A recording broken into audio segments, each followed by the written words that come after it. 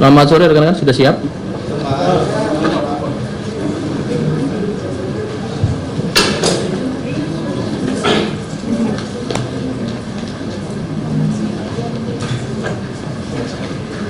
Kita mulai sekarang ya. Bismillahirrahmanirrahim. Assalamualaikum warahmatullahi wabarakatuh. Selamat sore, shalom, om swastiastu, namo buddhaya, salam kebajikan. Rekan-rekan media, sekali lagi kami ucapkan terima kasih atas partisipasinya dan kehadirannya, dan sekali lagi kami mohon maaf ada beberapa hal yang masih kita lakukan konsolidasi tadi dalam rangka penyampaian informasi ini, maka kami sedianya mohon maaf rekan-rekan telah menunggu. Rekan-rekan, pada hari ini kami sampaikan di hadapan rekan-rekan di sini Direktur Reserse Kriminal Umum Polda Metro Jaya beserta seluruh tim ekspor ahli ya, ini nanti akan menyampaikan terkait dengan perkara penemuan jenazah 2 orang yang kita ketahui bersama dan menjadi perhatian publik, yang tepatnya di perumahan Bukit Cinere Indah, Jalan Puncak Pesanggerahan, Kelurahan Cinere, Kota Depok, yaitu atas nama GAH dan juga DAW ya. Rekan-rekan, di sini kami bersama-sama nanti secara tata urut akan kami sampaikan. Terlebih dahulu nanti Pak Direktur, di sini ada juga dari Kedokteran Forensik Polri ya. Ada juga dari Apsifor, kemudian dari Puslapfor dan juga Kabidokes. Rekan-rekan, untuk menyikat waktu, maka kami persilakan kepada Bapak Direktur Reserse Kriminal Umum Polda Metro Jaya, Kombes Hengki, untuk menyampaikan terkait dengan teknis dalam pengungkapan ini. Kami persilakan. Baik. Assalamualaikum warahmatullahi wabarakatuh. Salam sejahtera buat kita semua. Yang saya hormati Bapak Kabidokes Kombes Truno Yudo, kemudian Bapak Kabidokes Dr. Heri, dan juga beliau ini adalah ahli forensik yang dimiliki oleh Polda Metro Jaya.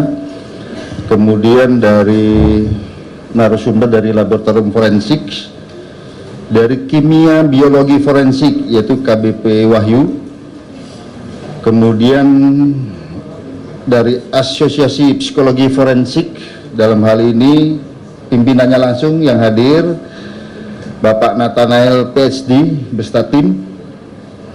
Kemudian tim dari Kedokteran Forensik Polri di bawah pimpinan Dr. Astri ya, bersama tim ya, Dr. Farah, dan juga hadir di sini dari Kedokteran Forensik RSCM ataupun Kedokteran Fakultas Kedokteran UI, yaitu Dr. Ade, ahli forensik. Rekan-rekan sekalian, pada kesempatan sore hari ini perlu kami sampaikan bahwa terkait peristiwa ditemukannya 2 jenazah pada tanggal 7 September 2023, kurang lebih apabila kita hitung sudah 4 minggu kita adakan penyelidikan terhadap peristiwa ini, di mana diduga ditemukannya jenazah antara ibu dan anak, yaitu almarhum Grace Aryadi Harapan, ini 64 tahun, dan almarhum David Arianto Wibowo, putranya. Oleh karenanya rekan-rekan sekalian, dalam melaksanakan penyelidikan untuk menentukan apakah ada peristiwa pidana yang merupakan tugas kami dalam fenomena ini, peristiwa ini, tentunya sesuai dengan strategi yang selama ini kami terapkan, yaitu adalah kolaborasi interprofesi. Kami menggandeng berbagai ahli untuk berkolaborasi, bekerja bersama-sama untuk memecahkan teka-teki ini, peristiwa ini. Oleh karenanya kita menggandeng laboratorium forensik, dalam hal ini kimia biologi forensik, untuk melaksanakan pemeriksaan teknis kriminalistik TKP untuk mencari jejak-jejak DNA dan lain sebagainya, dan juga kita menggunakan inafis ya, untuk mencari sidik jari, dan juga jejak-jejak terkait dengan apakah ada orang lain yang masuk dan lain sebagainya, dalam arti apakah didahului oleh adanya tindak pidana sebelum dua jenazah ini meninggal dunia. Kemudian kita juga mengundang kedokteran forensik Polri, ya, diperkuat lagi dari Kabidokes ini, memang koordinatornya beliau adalah ahli forensik, di mana kita juga mengundang odontologi forensik, ya, pemeriksaan gigi dan lain sebagainya, ya. Artinya demikian rekan-rekan sekalian, jenazah ini harus dipastikan dulu ini siapa sebenarnya identitasnya. Jangan sampai identitas ini ternyata jenazahnya berbeda. Itu yang harus kita ketahui awal. Kemudian juga kita mendatangkan alat canggih, ya, kita untuk mengetahui jejak-jejak di TKP apa ada bercak-bercak darah, ya, berupa untuk menentukan apakah ada kekerasan sebelum kematian, yaitu crime light auto, ya, ini nanti akan dijelaskan oleh tim forensik. Kemudian kita juga menggandeng asosiasi psikologi forensik, ya, yang melaksanakan penelitian secara retrospektif otopsi psikologi, ya, untuk mengetahui kira-kira motifnya seperti apa dan lain sebagainya. Secara umum nanti akan dijelaskan. Dan juga kita menggunakan digital forensik. Nah, dari sini kita ketemukan petunjuk-petunjuk yang sangat penting untuk mengungkap peristiwa ini. Nanti akan dijelaskan lebih jauh lanjut. Kemudian rekan-rekan sekalian,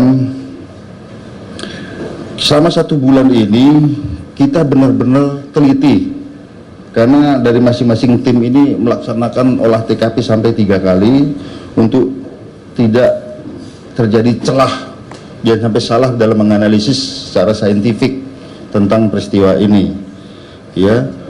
Kemudian juga melaksanakan pemeriksaan secara berkelanjutan, berkesinambungan. Jadi rekan-rekan sekalian, 4 minggu kita baru mencapai suatu kesimpulan, dan sore ini merupakan hasil final dan nanti akan dijelaskan oleh masing-masing tim, dan terakhir akan disimpulkan oleh tim penyidik, oleh saya sendiri, dan nanti apabila ada pertanyaan akan dijawab secara teknis oleh tim lapangan kami. Saya kira demikian Pak Kabid Humas, mungkin bisa dilanjutkan oleh narasumber yang lain secara saintifik bisa menjelaskan. Terima kasih. Baik rekan-rekan, tadi disampaikan oleh Bapak Direktur Reserse Kriminal Umum Polda Metro Jaya, maka kecermatan khususnya melalui forensik ini adalah suatu konsistensi dari Polda Metro Jaya, ya, secara scientific crime investigation, ya, tentu bagaimana memadukan antara administrasi prosedural, teknis, dan kemudian keilmiahan sehingga hasilnya bisa dipertanggungjawabkan dan tentunya adalah akurat. Baik, kami memulai dari para pakar. Kita mulai dari di luar atau yang mempengaruhi jenazah ataupun deduktif dan induktif. Secara deduktif dulu, ya, kita bisa melihatnya nanti. Saya awali dengan pakar dari Puslap 4, ya, kepada Pak Kombes Wahyu, kami persilakan dari Puslap 4 Polri. Terima kasih Pak Kabid Humas Polda Metro, yang terhormat Pak Dir, para PJU serta rekan-rekan mitra dan para rekan-rekan media semua yang kami banggakan. Mohon izin kami akan memaparkan hasil olah TKP dan hasil pemeriksaan laboratorium terkait dengan kasus penemuan jenazah di perumahan Bukit Cinere Indah, yang mana kasus tersebut terjadi atau kami dihubungi oleh penyidik tanggal 7 September tahun 2023, di mana timeline kegiatan kami yaitu olah TKP di olah TKP di perumahan Bukit Cinere Indah tanggal 7 September 2023, kemudian dilakukan dengan pemeriksaan barang bukti tanggal 8 September, lanjut terus kita maraton pemeriksaan barang bukti sampai tanggal 11 September. Nah, begitu kita sampai tanggal 11 September ini kita melakukan ANEF terkait dengan kasus penemuan jenazah tersebut, maka kami merasa perlu mendapatkan pemeriksaan BB pembanding, kalau tadi disampaikan oleh Pak Dir, untuk mengetahui betul-betul apakah jenazah itu identitas siapa. Maka di sini kami nanti meminta pembanding dari yang diduga keluarga korban, yaitu Ibu Katrin. Kemudian tanggal 12 September kita melakukan olah TKP lanjutan, sehingga kita mendapatkan barang bukti baru, kita olah dan seterusnya. Kemudian dari olah TKP ini kita temukan beberapa fakta. Yang pertama adalah bahwa pintu gerbang dalam keadaan terkunci, yaitu akses dari luar masuk itu semua terkunci. Kemudian pintu kamar mandi terkunci dari dalam. Yang ketiga, ditemukan nota-nota pembelian periode bulan Juni sampai dengan bulan Juli. Yang keempat, ditemukan catatan-catatan terkait dengan penggunaan peralatan rumah. Yang kelima, ditemukan botol dan kaleng minuman di kamar mandi. Keenam, terdapat sisa dupa yang telah dibakar dalam gayung di kamar mandi. Kemudian dari TKP tersebut kita juga ngambil banyak sekali swab untuk mencari jejak DNA. Di sini kami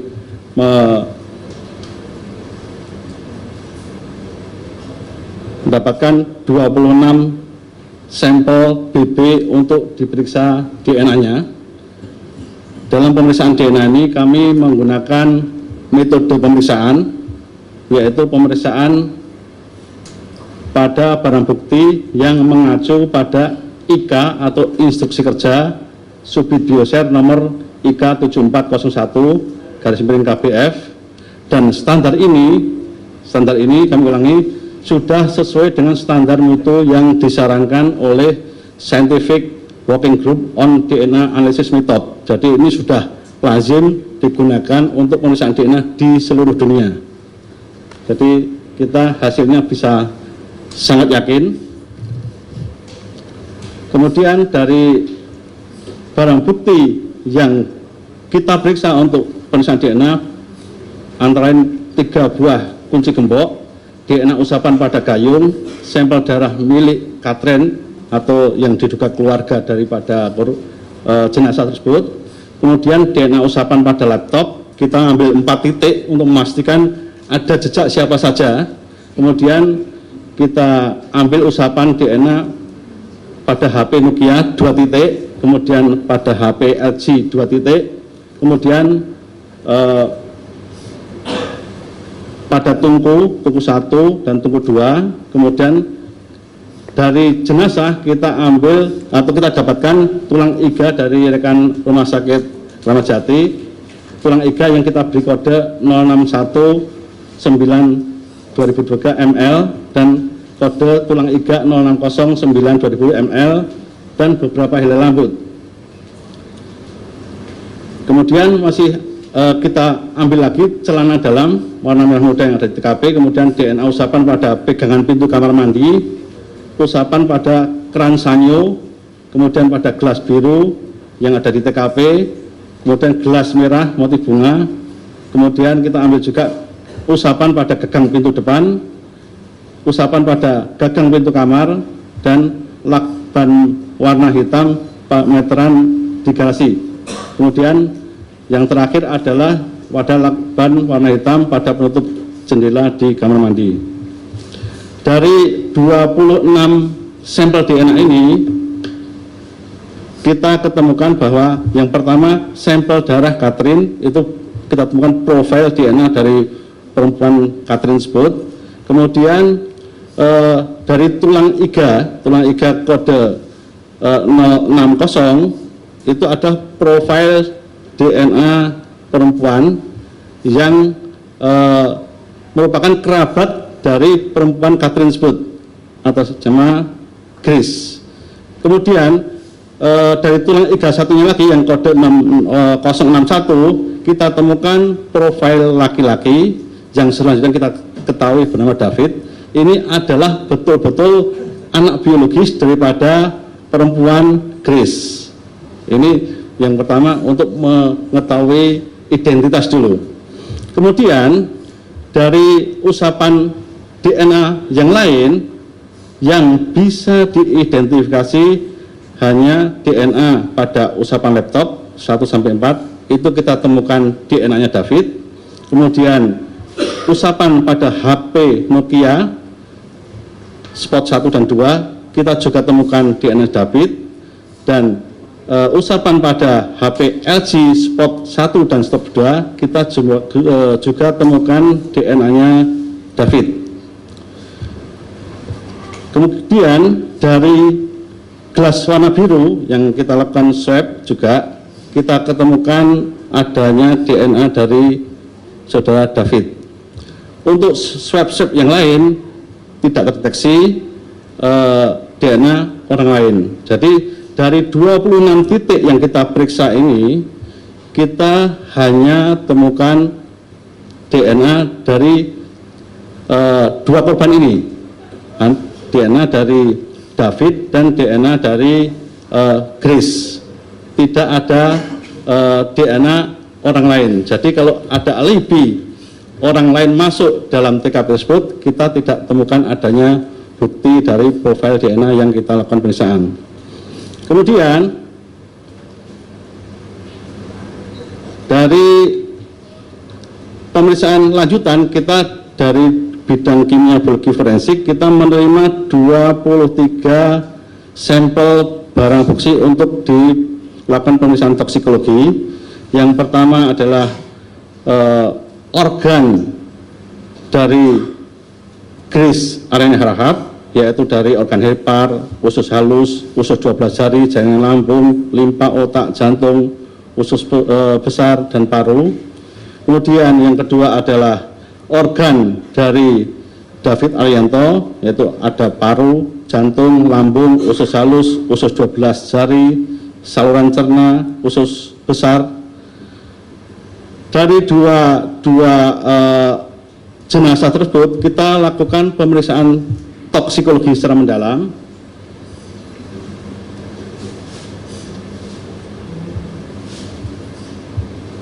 Dari pemeriksaan toksikologi ini kita periksa apakah dari organ-organ tersebut terdeteksi adanya pestisida, alkohol, arsen, cyanid, atau bahan-bahan kimia atau bahan obat lain yang bisa menimbulkan kematian.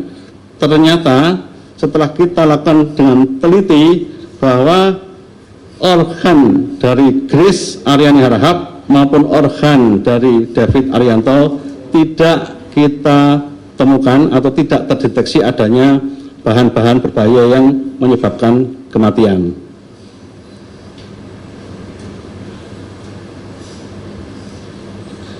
Dari sini kami menyimpulkan bahwa pertama, profil DNA tulang iga kode 061 adalah betul anak biologis dari profil DNA tulang iga 060. Jadi tulang iga dari 061 adalah milik David dan tulang iga atau kode 060 adalah milik dari Grace Aryani Harahap. Dan kedua jenazah ini memang antara anak dan ibunya.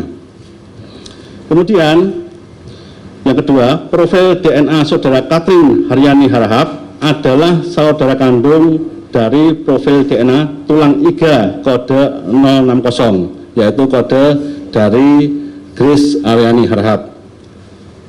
Yang ketiga, profil DNA usapan pada laptop, HP merek LG, HP merek Nokia, dan gelas biru cocok dengan profil DNA dari tulang iga dengan kode 061, yaitu identik dengan DNA-nya si David. Dan kita tidak temukan DNA yang lain selain dari DNA kedua jenazah tersebut. Barangkali itu yang bisa kami sampaikan dari pemeriksaan kimia biologi forensik. Selanjutnya waktu kami kembalikan kepada Bapak Direktur. Terima kasih. Baik rekan-rekan, terima kasih. Beliau Kombes Wahyu adalah Kabid Kimia Biologi Forensik dan tentunya tadi sudah dijelaskan terkait dengan apa yang dilakukan langkah-langkah secara forensik. Kemudian masih secara deduktif ya. Untuk melakukan otopsi psikologi nanti akan dijelaskan secara forensiknya hasilnya oleh Ketua APSI4, dalam hal ini adalah Bapak Nathanael PhD, untuk bisa menjelaskan terkait dengan apa yang didapati dari atau melalui forensiknya, yaitu otopsi psikologi. Kami persilakan. Baik, kasih Bapak Kabid Humas. Yang kami hormati Bapak Direskrim Polda Metro beserta dengan jajarannya, dan juga Bapak Ibu kolega kolaborasi interprofesi di bidang forensik. Kami Asosiasi Psikologi Forensik merupakan organisasi keilmuan profesi yang mengaplikasikan ilmu psikologi dalam kepentingan atau upaya penegakan hukum. Kami terdiri dari akademisi, praktisi, peneliti yang diminta oleh Direskrim Polda Metro untuk melakukan pemeriksaan psikologi forensik terhadap kasus penemuan 2 jenazah di perumahan Bukit Cinere pada hari Kamis 7 September 2023. Tentu yang pertama kami menyampaikan prihatin kami dan berbelasungkawa yang mendalam kepada keluarga dan orang-orang terdekat dari yang ditemukan di perumahan Bukit Cinere tersebut atas kejadian ini. Jadi yang kami lakukan adalah pemeriksaan psikologi forensik dengan teknik otopsi psikologi, di mana melalui metode retrospektif kita berusaha untuk merekonstruksi pikiran, perasaan, perilaku dari kedua individu ini, serta memeriksa status mental mereka dalam situasi terakhir kehidupannya. Ya. Kami berupaya untuk merekonstruksi gaya hidupnya, bagaimana gambaran kepribadiannya, termasuk betul keadaan, perilaku, dan peristiwa yang dekat dengan kematiannya. Ya. Lalu kemudian yang kami lakukan adalah kami meneliti TKP, kami juga tadi interkolaborasi sehingga informasi data-data baik dari kedokteran forensik, dari lapor, kemudian kami juga analisis, kami teliti dengan tentunya perspektif psikologis. Kami mewawancara informan, individu, subjek yang mengenal kedua individu ini, baik dari anggota keluarga inti, kerabat, maupun orang-orang yang tidak ada hubungan keluarga tapi berinteraksi langsung dengan kedua orang ini. Jadi dari catatan kami ada kurang lebih 13 subjek yang kami temui, kami dalami, kami wawancara secara intensif dalam waktu kerja kurang lebih 100 jam pemeriksaan yang kami lakukan. Kami juga melihat dari bagaimana barang-barang yang ada, gitu ya, lalu kemudian dokumen-dokumen yang ditinggalkan, aktivitas di sosial media dan lain sebagainya, untuk mendapatkan profil gambaran tentang bagaimana kondisi psikologis mereka. Ya. Nah, ada beberapa temuan yang penting yang mendapat kami sampaikan dalam forum ini adalah bahwa tadi sudah disebutkan perempuan bernama Ibu Grace Harapan usia 64 tahun dan anaknya laki-laki berusia 38 tahun. Situasi psikososialnya sebagai berikut, bahwa kedua individu ini tinggal di rumah tersebut sejak tahun 1987 dan ada perubahan dalam relasi interaksi di dalam keluarga pasca meninggalnya suami kurang lebih tahun 2011, jadi sudah 12 tahun yang lalu, di mana ibu tidak memiliki pekerjaan, dia sebagai ibu rumah tangga, sedangkan saudara David, anaknya ini lulus SMA, juga tidak memiliki pekerjaan dan hanya beraktivitas penuh di rumah saja.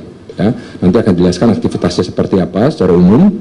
Nah, untuk ibu, kami menemukan ada karakteristik psikologi yang khas pada yang bersangkutan sebagai suatu ciri kepribadian yang bersangkutan, bahwa kita lihat dari catatan-catatan ditinggalkan, dari buku-buku yang dibaca, dari bagaimana gaya hidupnya, pola hidupnya, pilihan makanan, minumannya, bagaimana konsumsi dan sebagainya.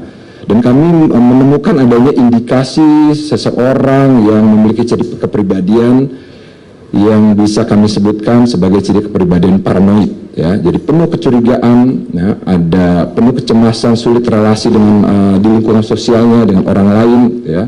Bahkan ada ide-ide atau keyakinan yang salah yang dimilikinya atau kita sebut sebagai ide delusional. Nah, kondisi ini diperburuk pasca suaminya meninggal, ya. Di mana sebelumnya suami sangat terlibat, banyak mendukung gitu ya, memfasilitasi kebutuhan dan membantu dalam mengurus rumah tangga termasuk keuangan. Ya. Nah, kami menemukan indikasi ketidakmampuan dalam pengelolaan keuangan, gitu ya, pengelolaan kegiatan sehari-hari. Nah, ini dapat dijelaskan sebagai indikasi kondisi kedukaan yang berkepanjangan, prolonged grieving, ya. Di mana kemudian ada indikasi ketidakmampuannya juga untuk mengorganisir kehidupan dengan baik, tidak mampu memilah mana yang penting, mana yang tidak penting, sehingga ada ditegakkan, ada indikasi yang kuat perilaku hoarding atau gangguan penimbunan pada yang bersangkutan. Nah, jadi secara umum kami menemukan ada kondisi psikologis terkait dengan depresi, psikopatologis yang berkaitan dengan gangguan psikologis dalam bentuk waham, dan juga kami menemukan ada indikator yang cukup kuat berkaitan dengan simptom negatif yang bersangkutan, yaitu di menarik diri, putus kontak sosial, kurang merawat diri, dan emosi negatif yang intens. Itu pada ibu.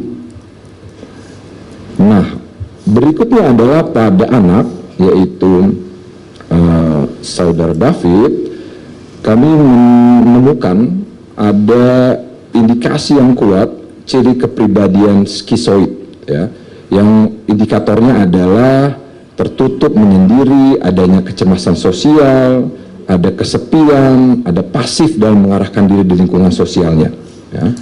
Kami juga menemukan adanya frustrasi dalam kehidupan yang ini berkembang menjadi depresi, dan yang bersangkutan juga menyadari ada masalah atau isu kesehatan mental dalam keluarganya, baik dirinya maupun ibunya, ya. Dan kemudian ditemukan ada pandangan skeptik terhadap kehidupan yang mengarahkan pada kami menemukan adanya indikasi ide terkait dengan bunuh diri pada saudara ini, ya. Nah, perilaku keseharian David ini lebih berorientasi pada diri sendiri. Dia banyak menghabiskan waktu di dunia digitalnya, bahkan bisa dikatakan hampir 24 jamnya di dunia digital, ya. Di laptopnya, jadi kita temukan juga apa situs-situs yang diakses oleh yang bersangkutan, bagaimana perilakunya yang bersangkutan secara virtual, ya, apa lagu-lagu yang didengarkan, apa cuplikan-cuplikan film yang ditonton dan sebagainya. Nah, dari koleksi-koleksi tersebut didapatkan nuansa depresi yang kemudian memang ditemukan ada tema-tema yang mengarahkan kepada kematian. Nah, hubungan ibu dan anak ini kami lihat juga memang hubungan yang lekat, ya. Meskipun ada perbedaan bagaimana sikap atau memahami kehidupan di antara mereka, ya, terbatasnya anak dalam berbicara, berinteraksi, membuat adanya label yang dikembangkan juga oleh ibu kepada anaknya, dan ini juga disampaikan kepada orang-orang yang sempat berinteraksi meskipun sangat terbatas dengan keluarga ini, ya. Dan kami juga menemukan bahwa anak ini patuh pada orang tuanya, mengikuti anjuran orang tuanya, ya. Namun kemudian sampai di situasi terakhir kehidupannya dia dalam kondisi depresif, ya. Dan ini kami menemukan indikator dari catatan-catatan yang dibuatnya. Salah satunya yang kuat adalah tulisan yang diketiknya, ya, melalui laptopnya, yang menunjukkan terkait dengan ajakan untuk mengakhiri hidup, ya. Nah, kondisi ini menggambarkan tadi kepribadian skizoid tersebut, ya. Lalu berkaitan dengan rating kematian, tadi dari berbagai data kolaborasi interprofesi, dan nanti akan dikuatkan secara psikologis dengan profil psikologis tersebut, dengan kondisi psikologis yang sudah saya paparkan. Maka kemudian ketika kita bicara rating kematian, profil psikologisnya mengarahkan atau berkesesuaian pada rating kematian bunuh diri, ya. Nah, ini kemudian dilihat ada indikator kuat, ada inisiatif sendiri, ada dari kita menemukan tulisan, ya, yang mengindikasikan, saya bacakan langsung, ya. If anyone reads this, then I am already dead along with my mom, depending whether she'll go through with it or not, ya. Nah, ini jadi pada Grace dalam kondisi depresif, ketidakberdayaan, teralienasi, ya, mereka sepakat bersama anaknya untuk menunjukkan indikasi bersama-sama mengakhiri kehidupan.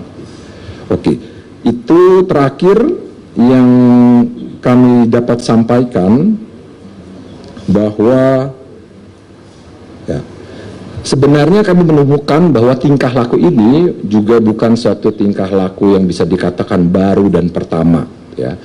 Bahwa cara ini juga dari laporan penelitian banyak ditemukan di konteks masyarakat Jepang, ya, di mana kemudian kami temukan bahwa anak ini memiliki minat yang dalam terhadap Jepang, gitu, dari buku-buku bacaannya, komiknya, tontonannya, lagu-lagunya dan sebagainya. Jadi itu yang dapat kami temukan, ya. Dan pada anak tadi sudah dia awalnya memiliki ide tersebut, dia juga mempersiapkan langkah-langkahnya, setting pada ruang sempit, dark room, ya, empty room, ya. Itu yang kemudian melatar belakang pilihannya, menjadikan kamar mandi ART di belakang rumah sebagai TKP kalau kami lihat secara psikologis. Saya pikir itu secara umum, dan saya pikir dari kasus ini ada pembelajaran yang sangat penting bagi masyarakat. Bagaimana kami menghimbau, mari kita tingkatkan kepedulian sosial kita, terutama terhadap orang-orang di sekitar kita, ya.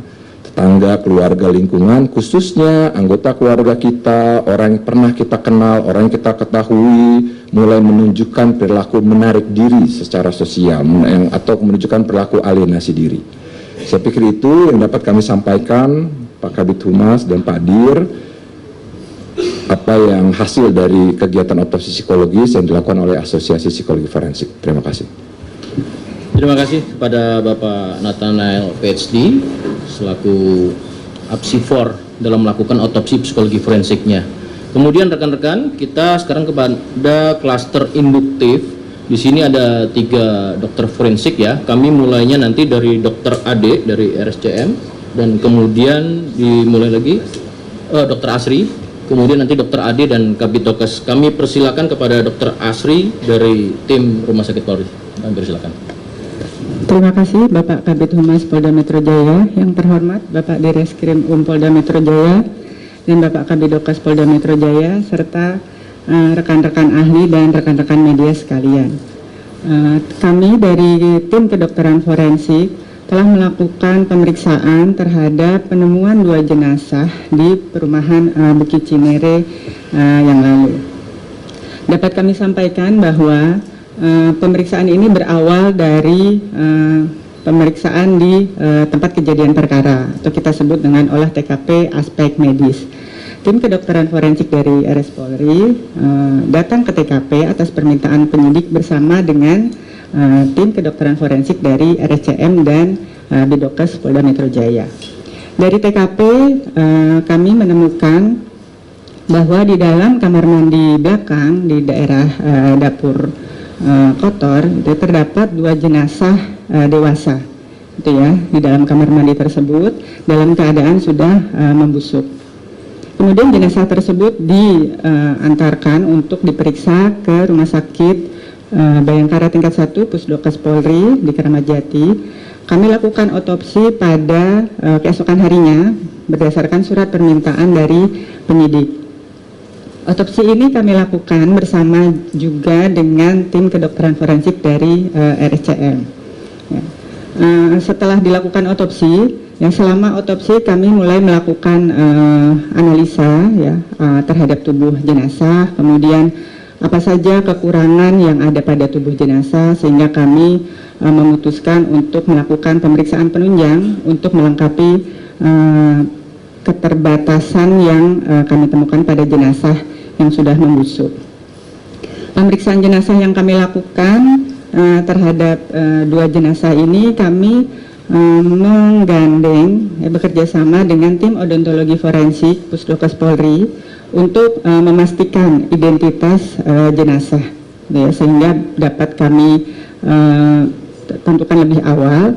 Kemudian untuk tanda-tanda kekerasan, gitu ya, luka-luka juga kami bekerja sama dengan ahli dari Crime Light Auto. Kami menggunakan teknologi penyinaran. Kemudian untuk mencari adanya dugaan peracunan, kami melakukan pengambilan sampel untuk pemeriksaan toksikologi forensik yang akan diperiksa ke Puslapfor oleh penyidik. Selain itu, kami juga mengambil beberapa sampel untuk mencari adanya dugaan penyakit-penyakit yang ada pada tubuh jenazah, dengan pemeriksaan histopatologi forensik yang kami kirimkan melalui penyidik ke tim kedokteran forensik di RSCM. Kemudian tidak lupa juga kami melakukan analisa terhadap feses pada jenazah, ya. Dan terakhir kami melakukan pengambilan sampel untuk memastikan identitas jenazah, ya, di mana pengambilan sampel itu akan dilakukan di Puslap 4 seperti yang sudah disampaikan oleh Bapak Kombes Wahyu. Itu kami lakukan. Kemudian semua sampel itu diberikan kepada penyidik Polda Metro Jaya, ya, untuk diberikan kepada ahlinya. Setelah selesai pemeriksaan, yang dapat kami simpulkan dari awal, ya, setelah otopsi adalah untuk jenazah dengan nomor register 060 itu jenis kelaminnya perempuan. Kemudian dewasa yang sudah dewasanya kita ketahui pada saat TKP. Namun setelah otopsi kami memastikan bahwa itu jenis kelaminnya perempuan. Kemudian usianya lebih dari 50 tahun yang didapat dan diperkuat dari tim odontologi forensik. Kemudian dari otopsi juga kami menemukan bahwa tidak ditemukan tanda-tanda kekerasan pada tubuh jenazah nomor 060 yang sudah dikonfirmasi dengan teknologi penyinaran dengan crime light auto. Untuk dugaan penyakit dan dugaan peracunan, kami harus menunggu dari Puslap 4 dan tim kedokteran forensik RSCM. Setelah setelah menunggu beberapa hari dari tim Puslap 4, untuk peracunan tadi sudah disampaikan oleh Pak Wahyu bahwa tidak ditemukan zat racun atau bahan berbahaya lainnya dalam sampel yang kami kirim. Kami mengirimkan hati dengan empedunya, lambung, usus, ya, paru, limpa, dan otak kepada tim toksikologi forensik Puslap 4 Polri. Untuk dugaan penyakit yang kami periksakan secara histopatologi forensik kepada tim dokter AD di RSCM, ya, kami mengambil sampel jantung, paru, ginjal, otot dada, usus-usus, ya, ada usus 12 jari, usus halus, usus besar, lambung, dan serta aorta. Dari hasil pemeriksaan tim dokter AD menunjukkan bahwa jenazah ini mengalami atau menderita penyakit kronis pada paru, ya, yang secara spesifik disebut dengan udem paru atau sembah paru. Kemudian ada juga pneumokoniosis dan penyakit jantung menahun, ya, penyakit jantung yang kronis, serta penebalan pada dinding pembuluh darah jantung. Untuk pemastian identitas, setelah kita terima hasilnya dari tim Puslap 4 bahwa jenazah dengan nomor register 060 ini sudah teridentifikasi sebagai Ibu Grace.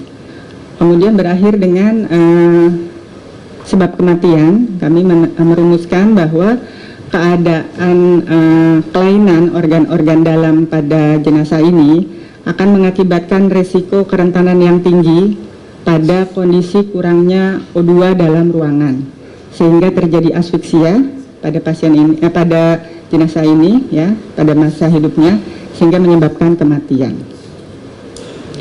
Untuk jenazah yang kedua, kami beri nomor register 061. Setelah dilakukan otopsi, kami yakin bahwa jenis kelaminnya adalah laki-laki dengan bantuan odontologi forensik, usianya 30 hingga 50 tahun. Pada jenazah ini juga tidak ditemukan tanda-tanda kekerasan yang sudah kita konfirmasi dengan crime light auto. Untuk dugaan peracunan dari Puslap 4 didapatkan bahwa tidak ada zat berbahaya atau racun di dalam tubuh korban. Untuk adanya dugaan penyakit pada jenazah ini, karena keadaannya sudah membusuk lanjut, ya, sehingga tidak banyak lagi sampel-sampel organ tubuh yang bisa diambil untuk pemeriksaan kepada tim histopatologi forensik. Diperoleh hasil dari tim RSCM adalah mengalami jenazah ini mengalami perdarahan pada usus besar, ya. Sampel-sampel yang kami ambil hanya usus, ya, usus besar, usus halus, usus 12 jari, dan lambung, karena organ-organ yang lainnya sudah tidak bisa sudah tidak ada di dalam tubuh jenazah. Identitas pada nomor jenazah 061 teridentifikasi sebagai David, dan akhirnya kami menyimpulkan bahwa keadaan kekurangan oksigen di TKP yang ditunjang dengan kondisi TKP yang sempit akan mengakibatkan korban mati lemas atau kita kenal dalam bahasa forensik adalah asfiksia, yang sesuai dengan temuan perdarahan usus pada hasil histopatologi forensik. Demikian Bapak yang dapat kami sampaikan. Selanjutnya silakan. Terima kasih Dr. Asri. Mungkin Dr. Ade ada yang mau ditambahkan? Baik, kami persilakan. Terima kasih. Assalamualaikum warahmatullahi wabarakatuh. Selamat sore. Terima kasih Pak Direskrimum yang kami hormati, Bapak Kabid Humas, Bapak Kabid Dokes, dan seluruh teman-teman media. Dari tim forensik Rumah Sakit Cipto Mangunkusumo, kami hadir sejak pemeriksaan TKP di tanggal 7 September untuk membantu, dan kemudian keesokan harinya juga mengasis untuk mendukung pemeriksaan autopsi forensik yang dilakukan di Rumah Sakit Sukanto. Setelah itu dari hasil autopsi diambil sampel histopatologi forensik yang dikirimkan kepada kami pada tanggal 13 September sebanyak 9 pot jaringan yang atas nama Nyonya GAH yang kemudian diproses menjadi 19 slide, dan kemudian sampel atas nama Tuan DAW yaitu sebanyak 5 pot jaringan yang diproses menjadi 16 slide. Kemudian setelah diselesaikan pembuatan slide histopatologi forensik ini, kemudian kita lakukan pembacaan dan kita berikan ekspertis, dan hasil setelah kami berikan kepada penyidik dan sejawat di Rumah Sakit Polri pada tanggal 29 September. Dengan hasil bahwa pada seluruh pemeriksaan organ-organ histopatologi forensik ini tidak ditemukan adanya tanda-tanda kekerasan, baik pada sampel atas nama GAH dan sampel atas nama DAW. Pada sampel atas nama GAH ditemukan ada 3 organ yang mengalami kelainan atau gambaran kelainan kronis, yaitu pada organ jantung, pada organ paru, dan pada organ ginjal, yang memang ketiga organ ini sangat penting dan sangat rentan terhadap kondisi kekurangan oksigen. Dan pada sampel atas nama DAW hanya ditemukan kelainan berupa perdarahan usus yang secara minimal, yang juga dapat disebabkan atau dapat ditimbulkan ketika pada suatu kondisi asfiksia. Kondisi kasus ini merupakan kondisi kasus yang rumit secara forensik, di mana jenazah ditemukan dalam kondisi membusuk lanjut, dan TKP juga merupakan TKP yang tertutup, sehingga jenazah ini perlu dilakukan pemeriksaan yang mendalam, tidak hanya dari mendapatkan informasi dari aspek medis di TKP, namun juga pemeriksaan dengan secara menggunakan metode ataupun alat-alat yang mutakhir, yaitu seperti crime light auto untuk menyinari dan melihat beberapa daerah di tubuh atau jaringan organ manusia tersebut, apakah terdapat tanda-tanda kerusakan jaringan ataupun luka-luka yang tidak tampak secara kasat mata, atau kita sebut sebagai occult injury. Itu memang sangat dibutuhkan, dan pemeriksaan penunjang yang dilakukan baik itu sampel histopatologi forensik, sampel toksikologi maupun sampel feses juga telah diambil, yang kesemuanya memang menjadi penting untuk menjadi bagian yang tidak terpisahkan dalam menentukan sebab kematian di dalam visum et repertum, sehingga kasus ini kita disimpulkan oleh sejawat di forensik dengan menggunakan informasi-informasi medis yang valid dan ilmiah seputar peristiwa kematian, tidak hanya dari jenazah namun juga dari pemeriksaan penunjang dan informasi di TKP. Begitu Pak. Terima kasih. Terima kasih Dr. Ade dari RSCM. Lanjut kepada Bapak Kabid Dokes, Dr. Heri, untuk bisa menyampaikan apa yang didapati. Terima kasih. Bismillahirrahmanirrahim. Assalamualaikum warahmatullahi wabarakatuh. Yang saya hormati Bapak Dirkrim Bapak Kabid Humas, kemudian Dr. Ade, Dr. Asri, Kabid Kimbiofor, Dr. Natael juga, hadirin sekalian. Dari tim Bidokes Polda Metro Jaya sejak awal sudah berkolaborasi dengan para ahli. Kami melakukan pemeriksaan di TKP setidaknya 3 kali. Jadi kami menilai kondisi jenazah mulai saat di TKP dengan melihat dan mengkaitkan kondisi jenazah dengan situasi atau kondisi di mana jenazah ditemukan. Tadi disampaikan jenazah ditemukan dalam satu ruangan yang sempit, tertutup rapat, terkunci dari dalam, kemudian dilakukan pemeriksaan ada tidaknya jejak kekerasan di tubuh jenazah dikaitkan dengan TKP-nya. Kemudian kami melakukan pemeriksaan di TKP untuk menggali data medis jenazah tersebut serta melakukan pemeriksaan pencarian obat-obat apa yang mungkin dikonsumsi oleh kedua jenazah tersebut. Kami melakukan pemeriksaan yang lengkap, tadi dari para ahli sudah menyebutkan pemeriksaan mulai dari toksikologi, histopatologi, kemudian menggunakan peralatan mutakhir, sehingga temuan-temuan yang tadi disampaikan oleh para ahli tersebut akan memberikan kontribusi terhadap proses penyelidikan guna menentukan cara kematian dari jenazah tersebut. Tadi sudah dimention bahwa ada suatu tempat yang sempit, lack of oxygen, tadi sampaikan ada tanda-tanda asphyxia atau kemungkinan lack of oxygen atau pemeriksaan ditunjang dengan pemeriksaan histopatologi, di mana kontribusi TKP tadi dengan kondisi jenazah yang tadi dikatakan Dr. Ade penyakit itu akan menjadikan kesimpulan dari penyidik untuk menentukan cara kematian.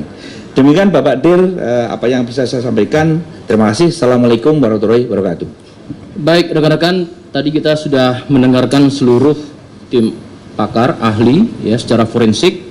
Tentunya temuan-temuan bukti secara induktif dan deduktif ini secara forensik, maka kami kembalikan kepada Bapak Direktur untuk memberikan penjelasan terkait dengan kolaboratif secara forensik. Silakan. Baik rekan-rekan sekalian, dari penjelasan dari masing-masing narasumber tadi yang merupakan manifestasi daripada kolaborasi interprofesi. Jadi berbagai profesi berkolaborasi untuk mengungkap kasus ini. Artinya ada diferensiasi fungsi yang masing-masing berkontribusi pada penyidik untuk akhirnya mengambil suatu kesimpulan. Yang pertama rekan-rekan sekalian, di Polda Metro Jaya ada SOP apabila terjadi penemuan mayat ya, ataupun jenazah, itu harus dijaga sterilitasnya. Tidak boleh ada yang masuk kembali ya, sehingga tidak ada materi-materi luar yang bisa mengganggu adanya penyelidikan, kecuali memang terjadi yang korban yang butuh pertolongan ya, baru kita. Tapi kalau sudah menjadi jenazah, strict kita tidak boleh ada yang bisa masuk ke TKP. Oleh karenanya setelah diadakan pemeriksaan, kita mencari keidentikan daripada masing-masing hasil penyelidikan ini, sehingga kami mengambil suatu pointers di sini kesimpulan. Yang pertama, benar bahwa dua jenazah itu adalah atas nama almarhumah Grace A. Harapan yang merupakan ibu daripada jenazah yang laki-laki atas nama David Ari Wibowo. Jadi sudah dipastikan dengan metode DNA dan lain sebagainya tadi. Yang kedua rekan-rekan sekalian, tidak ditemukan jejak-jejak orang lain yang masuk ke dalam TKP ya. Kita lihat bahwa hanya ada dua DNA yang ada di rumah itu ya, yaitu atas nama Nyonya Grace dan atas nama David di situ, termasuk yang ada di laptop dan HP, di mana kami menemukan petunjuk penting isi daripada laptop yang mungkin pernah kami sampaikan, to you whomever, dan juga HP yang kita temukan pernah ditulis pada tanggal 23 Februari 2017 ya, ini dari HP itu, dan DNA-nya ditemukan di HP itu, DNA daripada David ini yang berbunyi, saya sudah capek dengan kehidupan, saya capek dengan semua kebohongan, saya capek dengan mama saya yang delusional dan tidak pernah sadar-sadar, saya sudah depresi selama 2 tahun, saya mau bunuh diri. Ini tanggal 23 Februari 2017. Pada tanggal 27 Juli 2023 kami temu juga di sini tulisan dari To You Member. Di sini sudah kita translate ke dalam bahasa Indonesia. Jika ada yang membaca ini maka itu berarti saya sudah mati bersama ibu saya. Tergantung apakah dia akan meneruskannya atau tidak. Nah ini penting. Nanti di penjelasan berikut. Dan di paragraf berikutnya tertulis di sini, sejujurnya saya terkejut. Saya tidak bunuh diri dari awal. Ini clue-nya. Walaupun tulisannya banyak, ini clue-nya ada di situ. Kemudian rekan-rekan sekalian, penjelasan berikutnya. Keidentikan dengan yang ditemukan di laptop maupun HP. Semua pintu yang ada di TKP yang kami tadi jelaskan bahwa terjaga sterilitasnya itu terkunci dari dalam dan anak kuncinya semua tidak ada. Ya, dan semua pintu ditutup tuh jendela-jendela dengan plastik dan dikasih plester. Termasuk yang ada di TKP. Ya, jadi TKP itu jenazah itu ya ukurannya itu 1,8 kali 1 meter sempit ya. Itu ditutup semua jendela-jendela kamar mandi sempit itu dan ditemukan di sini bantal atau senderan ya termasuk Nyonya Grace maupun David ini semua di belakang sudah seperti dipersiapkan bantal untuk berdiam mengurung diri dalam kamar mandi terus ataupun ruang tersebut ya. Kemudian itu juga terkunci dari dalam sehingga pada saat tim olah TKP datang itu terganjal oleh jenazah David. Jadi bisa diperkirakan oleh rekan-rekan sekalian bahwa memang ini dikunci dari dalam, terganjal oleh jenazah, semua ditutup dan tidak ada DNA lain kecuali DNA atas nama ibu dan anak ini. Dan kemudian rekan-rekan sekalian, di dalam TKP kamar mandi ditemukan 2 dupa besar, areng, ya, dan juga senter. Tadi kami sempat berdiskusi dengan tim psikologi forensik, ternyata metode bunuh diri ini juga pernah ditemukan di Jepang, ya, di mana yang bersangkutan juga sering menggunakan internet, ya, yang identik dengan negara Jepang itu. Kemudian rekan-rekan sekalian, ya, tidak ada barang-barang yang hilang. Kami selusuri, benar nggak? Apakah ada tindak pidana lain? Apakah pencurian dengan kekerasan? Tidak ada barang-barang berharga yang hilang, tetapi barang-barangnya berkurang. Mengapa? Karena ternyata dalam kurun waktu tertentu ini barang dijual, dan kita sudah periksa pembelinya. Ini hampir sama dengan yang terjadi di Kalideres. Ini dijual. Ya. Kemudian ini tidak ada racun, ya, tidak ada racun sebagaimana hasil pemeriksaan tadi. Kemudian juga tidak ada tanda-tanda kekerasan tadi sebagaimana dijelaskan, baik di TKP tidak ada bercak-bercak darah, bahkan pakai alat canggih Crime Auto. Apakah ada bercak-bercak darah? Ternyata tidak ada. Dari jenazah maupun seputaran TKP tidak ditemukan bercak-bercak darah, berarti tidak ada tanda-tanda kekerasan. Kemudian sebagaimana yang kami sebutkan tadi, rekan-rekan sekalian, memang sudah ada indikasi awal daripada 2 korban ini untuk melakukan bunuh diri. Oleh karenanya rekan-rekan sekalian, dari keidentikan beberapa hasil penyelidikan tadi, dari laboratorium forensik melalui metode pemeriksaan TKP melalui DNA dan sebagainya, identifikasi, digital forensik, ya, psikologi forensik, kedokteran forensik, dilanjutkan dengan histopatologi forensik, kami simpulkan bahwa terhadap peristiwa yang terjadi di Cinere ini bukan merupakan peristiwa pidana. Disimpulkan bukan merupakan peristiwa pidana, sehingga disimpulkan juga di sini bahwa mereka adalah melakukan bunuh diri ataupun suicide dengan cara mengurung diri di ruangan sempit seluas 1,8 kali 1 meter itu dengan tinggi 2,3 meter, ya, ditambah lagi 2 dupa yang dibakar ini, ya. Jadi sekali lagi kesimpulannya bukan merupakan peristiwa pidana ataupun bukan tidak pidana, dan ini dugaan kuat hasil penyelidikan kolaborasi profesi merupakan rating tertinggi adalah suicide ataupun bunuh diri. Saya kira demikian dari kesimpulan tim penyidik. Selanjutnya kami persilakan Bapak Kabid Humas apabila ada pertanyaan. Yang jelas rekan-rekan sekalian, kami memakan waktu hampir 1 bulan ini, kami rigid melakukan penyelidikan, ya. Ini 2 kasus unik yang kedua dan rumit yang kedua yang harus kami jawab teka-teki, ya. Dan memeriksa juga sebanyak 29 saksi, baik induktif maupun deduktif. Kita kerahkan metode penyelidikan kami. Terima kasih. Baik, terima kasih Bapak Direktur. Tadi sudah kita dengarkan rekan-rekan terkait dengan kesimpulan dari proses penyidikan ini. Silakan apabila ada yang dipertanyakan, kami berikan sesi pertanyaan. Silakan. Silakan.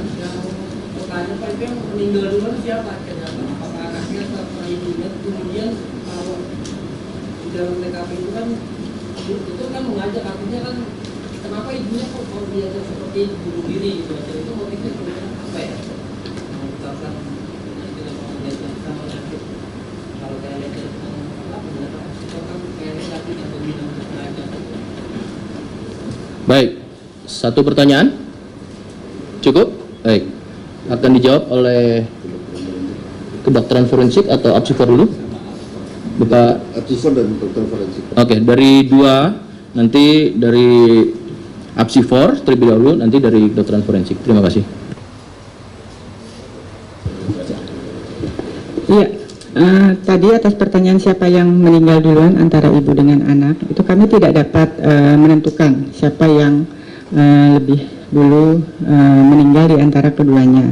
Namun keduanya mengalami derajat pembusukan yang sama, sehingga kami duga bahwa waktunya itu tidak jauh berbeda, hampir bersamaan begitu.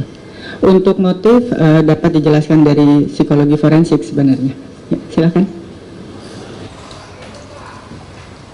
Ya.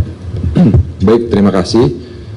Jadi seperti tadi sudah kami jelaskan bahwa pada ibu dan anak ini ada dalam kondisi psikologis yang bisa dikatakan negatif, gitu ya, kondisi kesehatan mental negatif.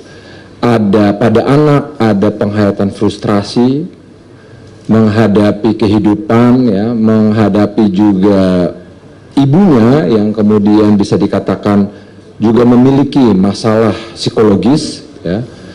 Sedangkan kemudian pada ibu ada kondisi terkait dengan prolonged grieving karena suaminya yang selama ini selalu support sudah tidak ada lagi dan dia putus kontak secara sosial, ya.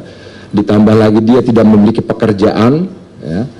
Lalu kemudian ya menjalani kesehariannya, ya, gaya hidup dengan gaya hidupnya ibu yang bisa dikatakan tadi dengan ciri kepribadian yang paranoid tersebut, ya. Nah, kami lihat bahwa ini berkontribusi, gitu ya, bahwa ide ini pertama kali datang dari anak karena anak frustrasi menghadapi kondisi kehidupan, termasuk juga ibunya seperti itu. Lalu kan pada ibu juga melihat sangat minim sekali support dan dukungan, dan memang itu juga pilihan yang bersangkutan untuk tidak mengakses pihak luar, dan kemudian dalam kondisi juga tidak ada pemasukan tetap, ya. Nah, ini bisa dikatakan berkontribusi terhadap pilihan bisa dikatakan keduanya ini. Kira-kira seperti itu, Pak. Terima kasih Bapak Naik dan Dr. Asri. Cukup rekan-rekan?